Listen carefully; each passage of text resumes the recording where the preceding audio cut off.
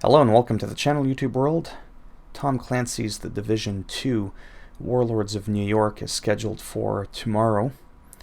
However, there is a pretty big update on all platforms. So on PS4, for example, it weighed in at about 15-ish gigs. I'm downloading it on there, and on PC. And on PC, it's like 42-ish gigabytes. Massive update. So, as I said, the main point of these videos is to even let you know that there's an update. It's not so much to tell you what's in it, that's just kind of bonus.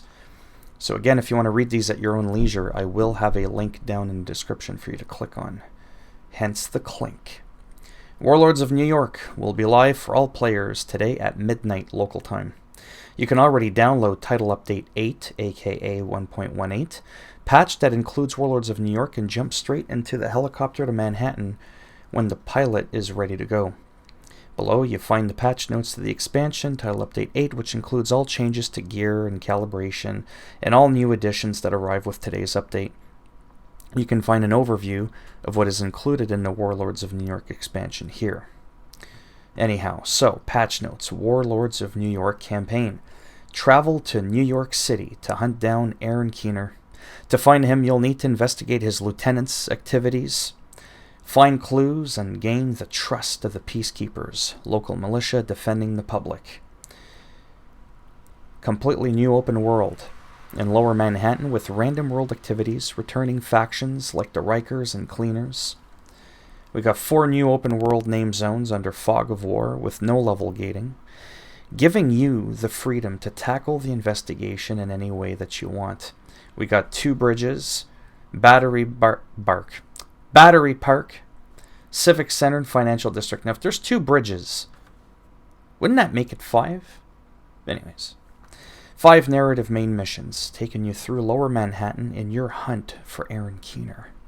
The Tombs, Pathway Park, Wall Street, Stranded Tanker, and a mystery location. 8 interlinked side missions to investigate clues that will help players find out more about Keener's operation and his lieutenants. Police Headquarters, Drew Carey's Tunnel, whatever.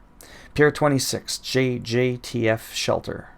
City Hall, New York Federal Reserve. Castle Clinton. So basically, sort of like a pedophile building. You see what I did there? Get it? Because Clinton? Anyways. Doyer Street. I got a little political there. That's okay.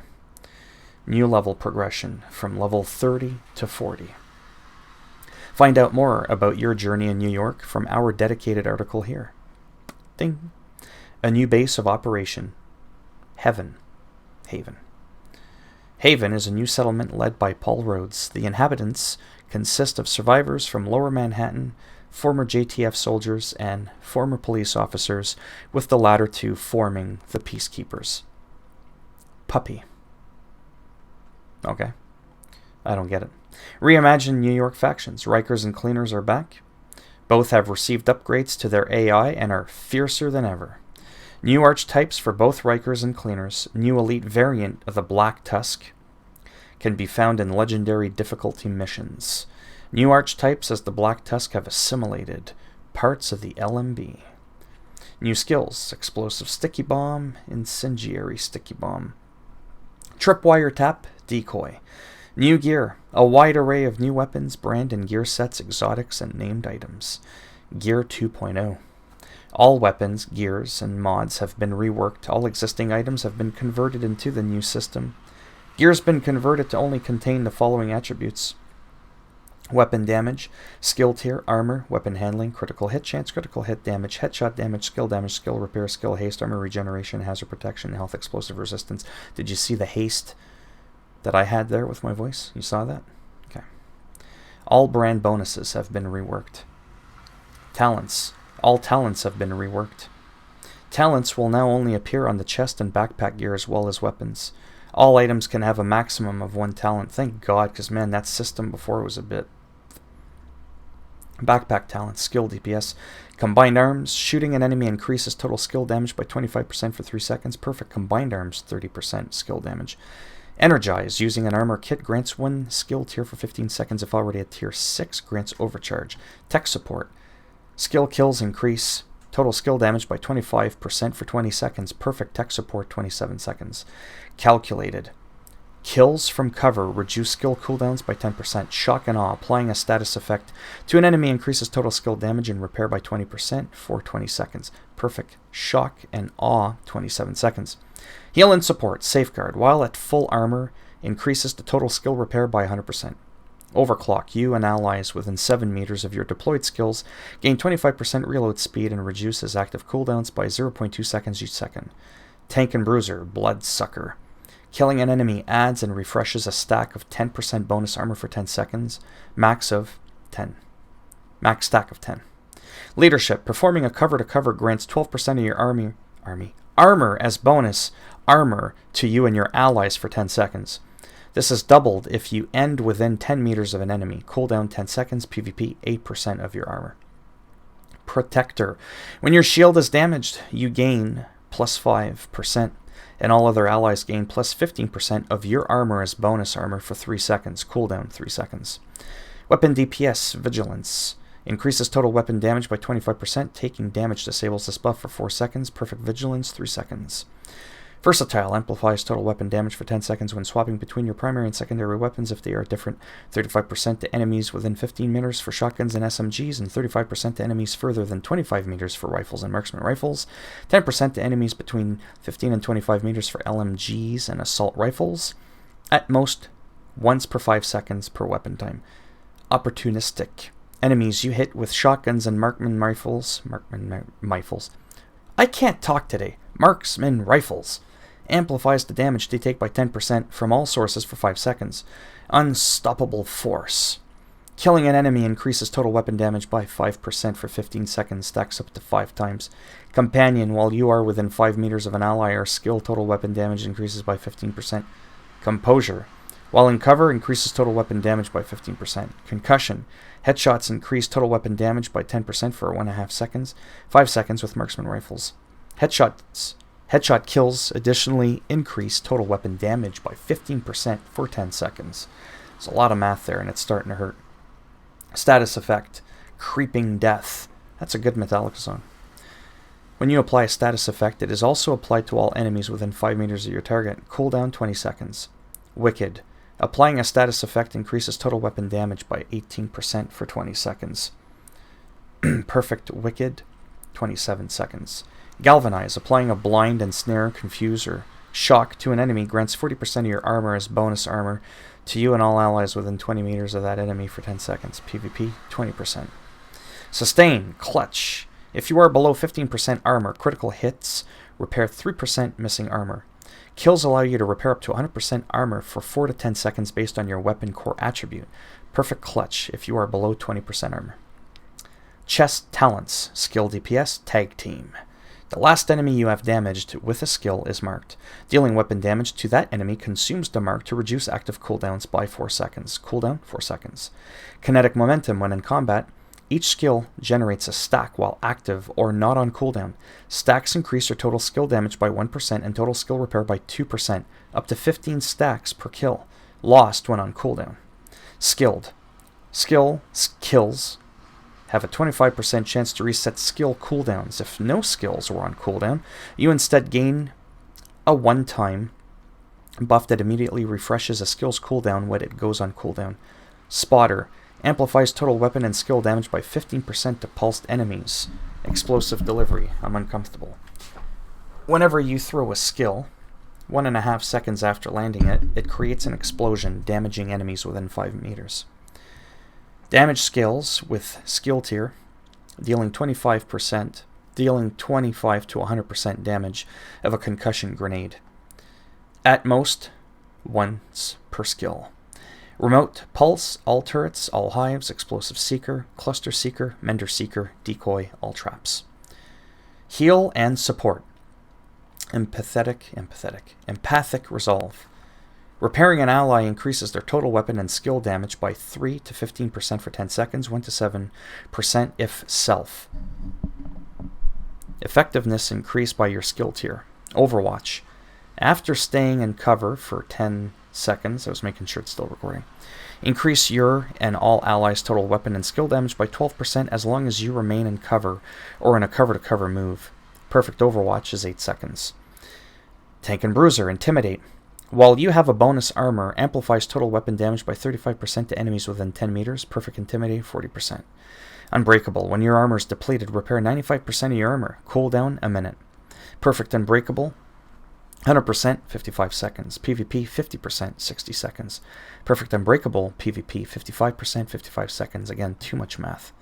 I don't even know half of what I'm saying. Vanguard. Deploying a shield makes it invulnerable for 5 seconds and grants 45% of your armor as bonus armor to all other allies for 20 seconds. Cooldown, 25 seconds. Perfect Vanguard, 50%. PvP, 20%. Perfect Vanguard, PvP, 25%. Protected Reload. Grants a 20% bonus armor while reloading. Grants 0 to 18% of your armor as bonus armor to all other allies when they are reloading based on your defense core attribute. PvP, 15%, 0 to 12%. Weapon DPS, Glass Cannon. All damage you deal is amplified by 25%. All damage you take is amplified by 50%. Perfect Glass Cannon, 30%/60%. Gunslinger. Weapon swapping increases total weapon damage by 20% for 5 seconds. This buff is lost for 5 seconds if your weapon, that's a typo, if you weapon swap while it is active. No, it wasn't a typo. It was my screw up. Focus. Increases total weapon damage by 5% every second you are aiming while scoped 8 times or higher, up to 50%. Perfect Focus, 6%/60%. Braced. While in cover, weapon handling is increased by 45%. Perfect Braced, 50%. Spark. Damaging an enemy with a skill increases total weapon damage by 15% for 15 seconds. Perfect Spark, 20 seconds. Obliterate. Critical hits increase total weapon damage by 1% for 5 seconds. Stacks up to 15 times. Mods. All mods have been reworked. Gear mods now provide 1 attribute. Mask, chest, backpack items can contain 1 mod slot. Generic gear mods have been removed from the game. Adios. Gear sets. All gear sets have been reworked. Exotics. All exotic items, weapons have been reworked. Skills. All skills have been rebalanced. Skill power has been removed. Skills now automatically scale with the skill tier attribute. Skill mods now have no requirement to equip. Loot. Reduced overall loot drop quantity. What? Item power. Quality and quantity now scales more strongly with difficulty. Developer comment. This change is intended to make loot feel more meaningful. While you will see less loot drops overall, the quality. I was trying to say quantity and quality at the same time. It didn't work out. Overall, the quality of items you acquire will be higher. And you have the option to increase the quality by tackling harder challenges. There we go. Vendors. The Clan Vendor and Cassie Mendoza no longer sell items at maximum power and instead sell items within a higher power range above other vendors. Crafting. Items from the crafting bench now have a minimum and maximum power range for players that stay at level 30. Crafting bench scales with player level and requires world tier upgrades to increase gear score. The 500 gear score upgrade now raises the minimum gear score of the crafting power range. For players that own Warlords of New York and are above level 30, crafting bench scales with player level. Crafting bench is reset to specialized quality upon arrival in New York and will automatically increase back to high end while leveling up to level 40. Crafted exotics are no longer crafted at maximum item power and now roll at a higher range than the bench's default range. Exotic upgrade blueprints are temporarily capped at level 30. Gear score 515. All other blueprints can be used to craft items up to level 40, scaling with the player level. Ox batteries can no longer be crafted. These previously provided the skill power attributes, which has been removed, so makes sense. The missing gear score upgrade blueprint for the Chameleon has been added. NPCs. Players now receive an off-screen warning for incoming grenades. Elites are more adept at targeting player skills. Signature weapons now deal reduced damage against named enemies. Cleaners, rushers now move slower. Coney Island took a lot out of them. EMP emitted on death from Black Tusk's Warhounds has been decreased in radius. Black Tusk adjustments to hostile factions. Renamed existing Rusher archetype. The only type that deploys the suicide drones to the drone operator. Big promotion for those guys. Added 2 new archetypes which have been recruited from the LMB, not the MLB. Yeah. Rusher uses an assault rifle at range, then switches to a shotgun up close. Support deploys a support station which heals nearby friendlies. Added 2 new Warhound archetypes. Warhound Grenadier fires a volley of 3 grenades while stationary, then moves to a new position. Do it again. And again, and again, and again. Warhound Minigun frequently repositions while unloading a powerful minigun. Increased health gain per player. Slightly increased armor gain per roll per player. Slightly increased damage per roll per player. Infinite progression. SHD levels and infinite progression system granting you perk points at regular intervals used to improve selected stats and bonuses of your agent. Oh, that's kind of cool. New attribute system. Streamlined RPG system with a focus on increasing build diversity, improved accessibility, and making the RPG system feel more intuitive. God-rolled items are back and easily identified in the new UI. Skill power now uses a tier system to allow clear progression and benefits to each skill. Shown in the UI. Recalibration. My goodness, are these patch notes almost done? I'm getting tired and my ass is killing me from this chair. Recalibration has received a large overhaul and players can now store attributes extracted from gear and weapons. Once extracted, players can use the stored attribute to recalibrate the gear. Achievements and commendations. New achievements and commendations have been added for Warlords of New York. Hunter puzzles, 8 new hunter encounters, 4 encounters in New York, 4 encounters in Washington, D.C. Operation Dark Hours. A normal difficulty Operation Dark Hours raid is now available for level 40 players. Signature weapons. All signature weapons, pistols have now a level 40 version. Increased the gunner's minigun damage to make it more effective. It will still require sustained fire to maximize effectivity. The Technician's skill power talent has been reduced to a single talent which grants skill tier. Dark Zone. Additional extraction points are now available in every Dark Zone. Experience in the DZ will now only be earned from player-to-player interaction.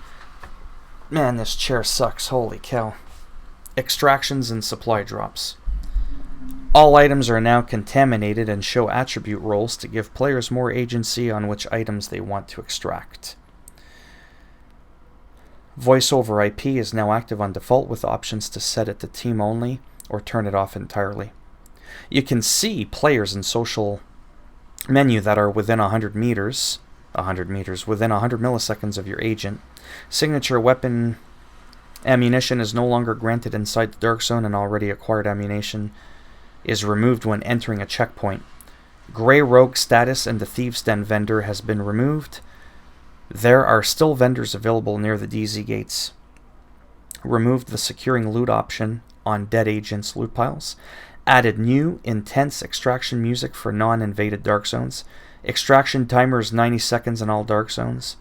Surviving manhunt rewards are not contaminated.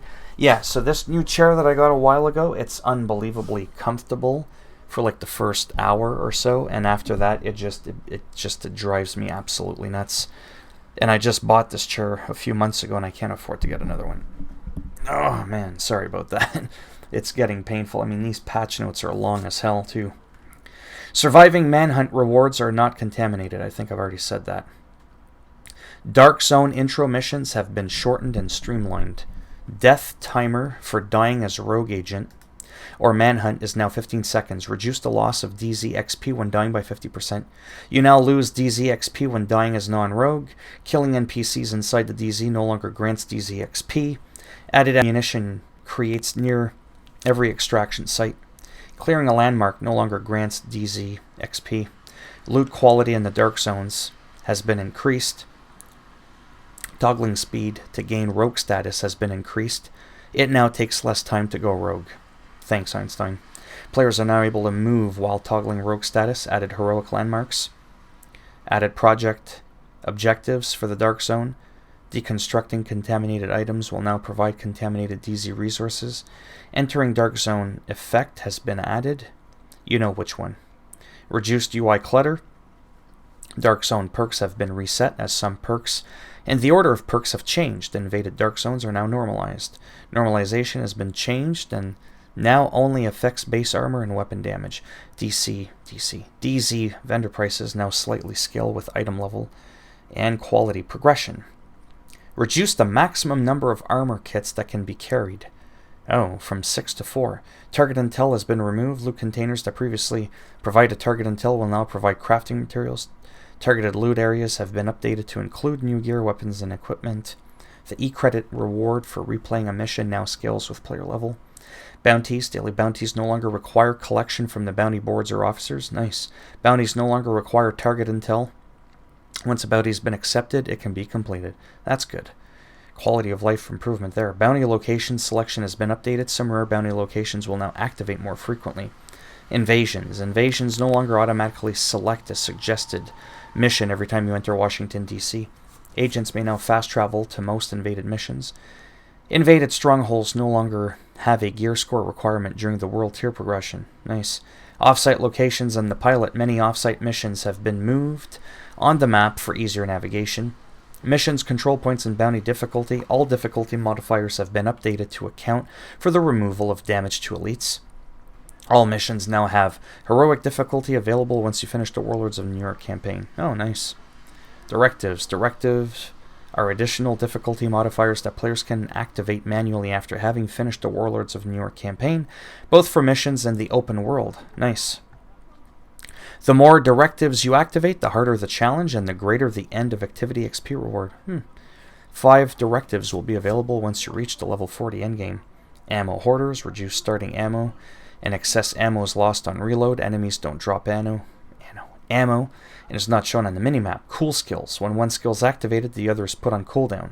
Fog of War revisited. Minimap and directional threat indicators are removed. Ooh. No regen. Armor never regenerates after an encounter. It can be manually healed. Special ammo. Enemy bullets may be of special types. What type depends on the enemy faction. Global difficulty. Oh man. Players have finished the Warlords, or that have finished Warlords of New York campaign can now choose to select a global difficulty. This will affect all gameplay, including the open world activities. Higher difficulty enemies and activities draw better quality loot. There are 4 difficulties that can be selected. So we've got normal, hard, challenging, heroic, and basically what it does is it adds enemy damage increase, enemy armor increase, and enemy veterancy increase. So challenging is medium, heroic is heavy, and hard is small. Yeah, challenging global difficulty will respawn and reactivate activities in the open world. This will allow players to freely reset their activities. Now, that's cool. Seasons. Seasons will bring a cohesive experience, endgame experience, using seasonal manhunt leagues, global events, bounties, and apparel events across both New York and Washington, D.C. You can find a first overview of seasons in our dedicated article here. Participating in the activities above will earn players season experience, contributing to their season level. Season 1 will feature over 100 levels. Seasons have a free track and premium track, which is available to be purchased via the Season Pass. The Season Pass for the first season will be free for all players. Playing conflict will contribute XP by gaining conflict levels beyond 30. Playing in the Dark Zone will contribute XP by gaining DZ levels beyond 30. Bug fixes. This has to be in the history of my channel the absolute longest patch notes. What in the blue hell? Fixed an issue causing Dead Man's Hand talent to not trigger properly after several activations and respawning. Fixed an issue that caused the Lullaby upgrade blueprint to not be available. Fixed Lullaby, remember that word. Fixed an issue that caused the stats menu to not correctly close when clicking the toggle view stacks button with a mouse. Fixed an issue that could cause players to receive a server transfer message when accepting a Dark Zone group invite. Fixed an issue that could cause players to become stuck in a loading screen when accepting an invite for the Pentagon mission while not having unlocked the safe house off-site. Fixed several issues with props and covers not working properly with player interaction. Fixed an issue that could cause DZ server transfers to not work properly under certain circumstances. Fixed some weird walls. Fixed an issue that caused the Food Aid Operation Campus project to no longer reward the Compensator 5.56 blueprint. Fixed an issue that caused the Salvage Your Crew Theater project to no longer reward the Vertical Grid blueprint. Holy shitballs. It's like 25 minutes. 25 minutes! If you liked the video, you crazy son of a bitch, give it a thumbs up. If you didn't like the video, give it a thumbs down. And I'll make sure every single time you load the Division 2, you get a pop-up. And it's me narrating the patch notes for 25 effing minutes. And you can't skip it. Just saying, the choice is yours. And if you want to subscribe to the channel, naturally that would be fantastic. I'm trying to become a big thing around here. And if not, well, thanks for shattering my dreams and stopping by anyways. Take care, boys and girls, or whatever it is you identify as. And I shall see you all in the next video. Bye now.